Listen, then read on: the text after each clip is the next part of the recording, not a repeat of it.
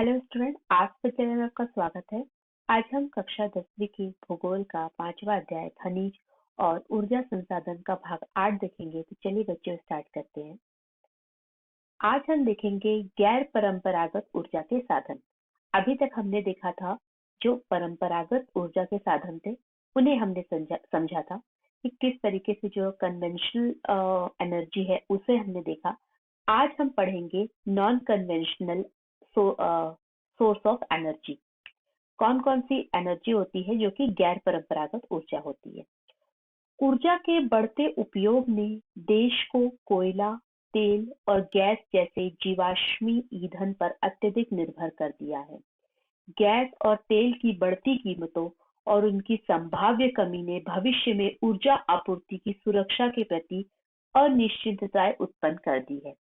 इससे क्या समझते हैं बच्चों, क्या होता है अभी आजकल ऐसा हो रहा है कि लगातार जो है वो हम क्या कर रहे हैं कि जो एनर्जी को हम यूज कर रहे हैं वो किस फॉर्म में कर रहे हैं, वो परंपरागत ऊर्जा के स्रोत के रूप में कर रहे हैं। यानी कि हम जो है कन्वेंशनल जो सोर्स है ऑफ एनर्जी उसको हम बहुत ज्यादा यूज कर रहे हैं आज भी। जिसकी वजह से क्या हो रहा है, जैसे कि उसमें क्या है, आपका कोयला यूज हो रहा है, तेल यूज हो रहा है, जो प्राकृतिक गैस है उसको यूज किया जा रहा है। इस पर हम बहुत ज्यादा डिपेंड हो गए हैं। और आप जानते हैं कि जो भी परंपरागत ऊर्जा के जो स्रोत है वो अनवीनीकरणीय है, उसको फिर से जो है वो बन नहीं सकते। अगर वो एक बार बन गए तो दोबारा जो है इनका निर्माण मुश्किल है। तो इसी वजह से जो है क्या हो रहा है कि उनकी एक सीमित मात्रा ही इस पृथ्वी पर उपलब्ध है। लेकिन हम जो है अपने उपयोग के लिए, अपनी महत्वाकांक्षा के लिए उसका इतना ज्यादा यूज कर रहे हैं कि हो सकता है कि भविष्य में जो है फिर ऐसा, आज आज हमारे पास कोयला है, आज हमारे पास पेट्रोल है, लेकिन हो सकता है कि आने वाले समय में जो है अपने भविष्य को जो है वो ये दे ही ना पाए। क्योंकि अगर हम इस प्रकार से इसका विदोहन करते रहेंगे तो आने वाली पीढ़ी को जो है ये हमें नहीं मिल पाएगा। इसीलिए बहुत जरूरी है कि हमें इसके अलावा भी जो है जो एनर्जी के सोर्स है उसको अब सोचना चाहिए। इसीलिए जो सरकार है, जो लोग है, राष्ट्र ने जो है इस चिंता की ओर विशेष रूप से इस विषय पर जो है अपनी चिंता व्यक्त की। और इसके लिए जो है उन्होंने non conventional source of energy यानी कि गैर परंपरागत ऊर्जा के विकल्प को जो है विकल्प के बारे में उन्होंने विचार किया। देखिए, गैर परंपरागत जो ऊर्जा होती है उसमें हम बोल सकते हैं कि वो इस प्रकार की जो है जो ऊर्जा के जो साधन होते हैं जिनको हमने अभी कुछ वर्षों में ही खोजा है, जो कि बहुत ही नए हैं। और परंपरागत जो ऊर्जा होती है, उस ऊर्जा के जो साधन होते हैं वो सदियों से चले आ रहे होते हैं, जिस पर भी हम बहुत ज्यादा डिपेंड हो गए हैं। तो अगर हम बात करते हैं परंपरागत स्रोत, जो ऊर्जा के स्रोत है, इससे राष्ट्रीय अर्थव्यवस्था की वृद्धि पर भी बहुत ज्यादा गंभीर प्रभाव पड़ा है। और इसके अतिरिक्त जीवाश्म ईंधन का प्रयोग एक गंभीर पर्यावरणीय समस्या उत्पन्न करता है। एक तो हमारे अर्थव्यवस्था पर भी जो है इस पर बहुत ज्यादा प्रभाव पड़ रहा है, और दूसरी ओर ये भी हो रहा है कि जो जीवाश्म ईंधन का प्रयोग है उससे बहुत सारा इन्वायरमेंटल जो है प्रॉब्लम क्रिएट हो रही है, बहुत सारी समस्याएं भी उत्पन्न होती हैं, क्योंकि वो बहुत ज्यादा इससे पोल्यूशन वगैरह भी जो है वो बढ़ता है। तो ये बहुत जरूरी है कि एक सीमित मात्रा में अगर वो हमारे पास रिसोर्सेस है तो उसको भी जो है उसका बहुत ही विवेकपूर्ण ढंग से उपयोग करें। और इसीलिए आवश्यकता हुई गैर परंपरागत ऊर्जा के स्रोतों की।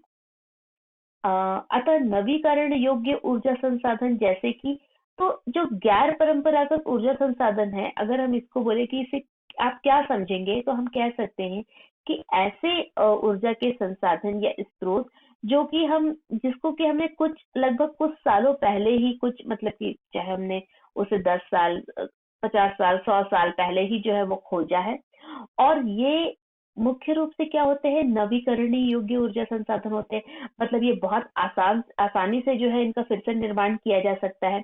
जैसे कि आप देख सकते हैं पवन ऊर्जा, विंड एनर्जी, चाहे आप सोलर एनर्जी को देखें, सौर ऊर्जा को आप जानते हैं कि इससे आसानी से जो है हम फिर से जो है इसको बना सकते हैं।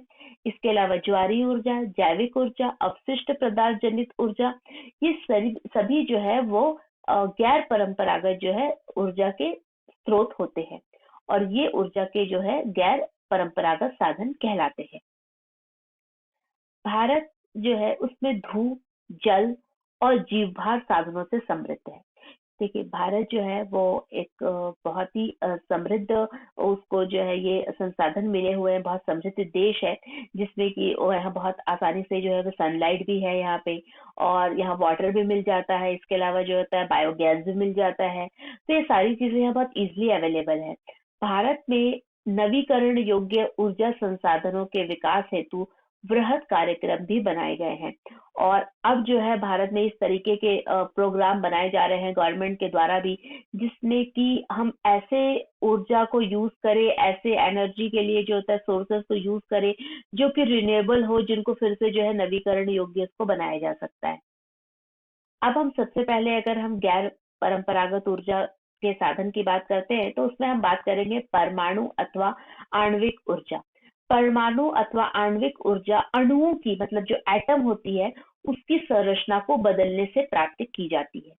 जब ऐसा परिवर्तन किया जाता है, तो जो ऊष्मा यानी कि जो हीट होती है के रूप में बहुत ज्यादा एनर्जी जनरेट होती है, विमुक्त होती है, और इसका उपयोग जो है वो विद्युत ऊर्जा उत्पन्न करने में किया जाता है। एक्चुअली में बच्चों ये बहुत ही ज्यादा एक कॉम्प्लेक्स और बहुत जटिल जो है, अगर हम बोले तो ये प्रोसेस होता है। तो इस पूरे प्रोसेस को तो हम नहीं समझ पाएंगे अभी। सिर्फ इतना ध्यान रखो कि इसमें से जो होता है, जो एटम्स होते हैं उनकी संरचना को बदलने से हमें परमाणु या आणविक ऊर्जा प्राप्त होती है। मुख्य रूप से जो हीट वो निकलता है, उसको जो है वो टरबाइन के द्वारा जो है उसको हम लोग एनर्जी में कन्वर्ट कर लेते हैं, और इसका उपयोग जो है विद्युत ऊर्जा उत्पन्न करने के रूप में किया जाता है। इसके अगर हम देखें तो इसमें मुख्य रूप से जो होता है यूरेनियम और थोरियम, ये दो चीजों की बहुत ज्यादा आवश्यकता होती है। और यूरेनियम और थोरियम जो होता है वो मुख्य रूप से हमें झारखंड और राजस्थान की अरावली जो है पर्वत श्रृंखला में ये पाए जाते हैं। इनका प्रयोग परमाणु और आणविक ऊर्जा उत्पादन में किया जाता है। किनका? यूरेनियम का और थोरियम का। केरल में मिलने वाली जो मोनाजाइट रेत होती है, उसमें भी थोरियम की मात्रा पाई जाती है। तो कहाँ-कहाँ पे मुख्य रूप से यूरेनियम और थोरियम मिलता है, जो कि परमाणु ऊर्जा के लिए बहुत आवश्यक होते हैं? तो वो 3 जगह आप याद रखिएगा, झारखंड, राजस्थान के अरावली पर्वत श्रृंखला और इसके अलावा केरल। केरल में भी जो है मोनाजाइट नाम की एक रेत पाई जाती है, जिसमें कि थोरियम की मात्रा बहुत ज्यादा होती है। इसके बाद हम बात करेंगे सोलर एनर्जी या फिर सौर ऊर्जा की। भारत जो है हम जानते हैं कि एक उष्ण कटिबंधीय देश है, और यहाँ पे जिसकी वजह से क्या है, यहाँ बहुत ज्यादा सनलाइट है। यहाँ सौर ऊर्जा के दोहन की असीम संभावनाएं हैं। मतलब यहाँ पे बहुत ज्यादा जो है वो स्कोप है किसका? सौर एनर्जी का। फोटोवोल्टाइक प्रौद्योगिकी द्वारा धूप को सीधे विद्युत में परिवर्तित किया जाता है। मतलब सनलाइट के द्वारा जो है एनर्जी को मतलब एनर्जी जो है या फिर उससे ज्यादा जो है ऊर्जा किस प्रकार से प्राप्त होती है। तो क्या होता है कि फोटो वोल्टाइक जो है एक टेक्नोलॉजी है, जिसके द्वारा क्या होता है कि धूप को सीधे सीधे विद्युत में परिवर्तित कर लिया जाता है। भारत के ग्रामीण और सुदूर क्षेत्रों में सौर ऊर्जा तेजी से लोकप्रिय हो रहा है।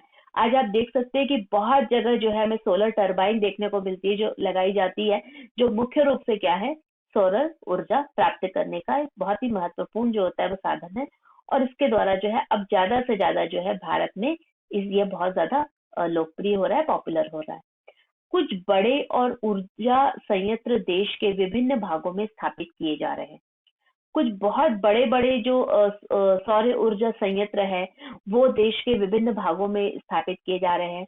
और ऐसी अपेक्षा है कि सौर ऊर्जा के प्रयोग से ग्रामीण घरों में उपलों और लकड़ी पर जो निर्भरता है उसको न्यूनतम किया जा सके। फलस्वरूप यह पर्यावरण संरक्षण में योगदान देगा और कृषि में भी खाद की पर्याप्त आपूर्ति होगी। क्योंकि हमने देखा है जो उपले होते हैं वो कृषि के खाद एक बहुत महत्वपूर्ण खाद होते हैं। तो अगर उसका यूज जो होता है वो घरेलू तौर पे किया जाएगा, तो फिर वो जो होता है उसके कारण कृषि में भी जो है वो खाद की पर्याप्त पूर्ति नहीं हो पाती थी। तो अगर हम सोलर एनर्जी का यूज करें और लोगों की डिपेंडेंसी जो है वो लकड़ी और जो कंडे हैं, जो उपले होते हैं, उन पर से अगर उनकी डिपेंडेंसी हम कम कर देते हैं, तो इससे क्या होगा कि एक तो हमारा एनवायरनमेंट जो होता है वो भी थोड़ा पॉल्यूशन उसमें भी उसका बहुत कम होगा, और उसके संरक्षण में भी योगदान मिलेगा, और उसके साथ साथ कृषि में जो होता है जो खाद की जो कमी थी उसको भी पूरा किया जा सकता है। इसके बाद हम बात करेंगे विंड एनर्जी यानी कि पवन ऊर्जा की। भारत में ऊर्जा के उत्पादन की महान संभावनाएं हैं। जो विंड एनर्जी है उसके प्रोडक्शन की भारत में बहुत सारी जो होता है वो संभावनाएं हैं। और भारत में पवन ऊर्जा फॉर्म के विशालतम पेटी जो है वो कहाँ है, वो तमिलनाडु के नागरकोइली से मुदरई तक जो है अवस्थित है। तो मुख्य रूप से जो होता है, जो बेल्ट अगर हम बोले तो वो विंड एनर्जी कहाँ है, तमिलनाडु में है। इसके अतिरिक्त आंध्र प्रदेश, कर्नाटक, गुजरात, केरल और महाराष्ट्र तथा लक्षद्वीप में भी महत्वपूर्ण पवन ऊर्जा के फॉर्म हैं। नागरकोइल और जैसलमेर देश के पवन ऊर्जा के प्रभावी प्रयोग के लिए जाने जाते हैं। पवन ऊर्जा में नागरकोइल और जैसलमेर का नाम आप स्पेशली याद रखिएगा, जो कि विंड एनर्जी के लिए जो है बहुत ही महत्वपूर्ण जगह है। इसके बाद हम बात करेंगे बायोगैस। देखिए, ग्रामीण इलाकों में झाड़ियों, कृषि और अपशिष्ट पशुओं और मानव जनित अपशिष्ट के उपयोग से घरेलू उपयोग हेतु बायोगैस उत्पन्न की जाती है।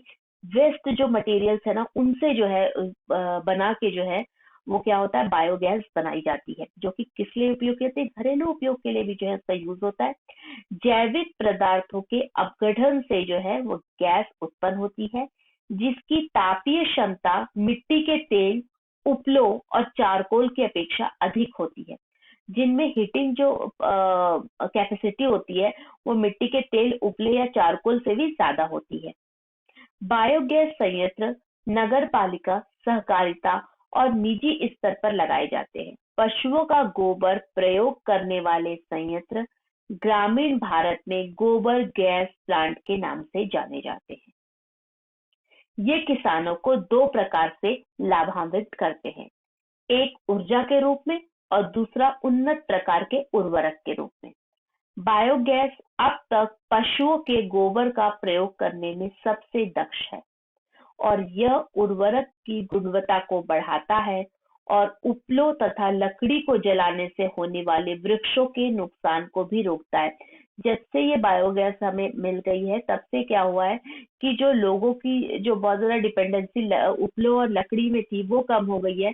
और उसको, क्योंकि लकड़ी को जलाने से और कंडों को जलाने से क्या होता था, कहीं ना कहीं अगर हम लकड़ी को भी यूज करते तो इससे वृक्षों का नुकसान होता था। तो इन सभी को रोका जा सकता है। तो बायोगैस भी जो है वो बहुत ही महत्वपूर्ण ऊर्जा का संसाधन है। कौन से? गैर परंपरागत ऊर्जा का।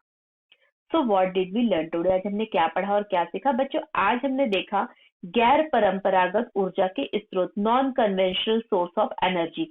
आज हमने देखा, जिसके अंतर्गत जो है हमने क्या क्या देखा। इसके अंतर्गत हमने परमाणु ऊर्जा, सौर ऊर्जा, पवन ऊर्जा और बायोगैस को समझने का प्रयास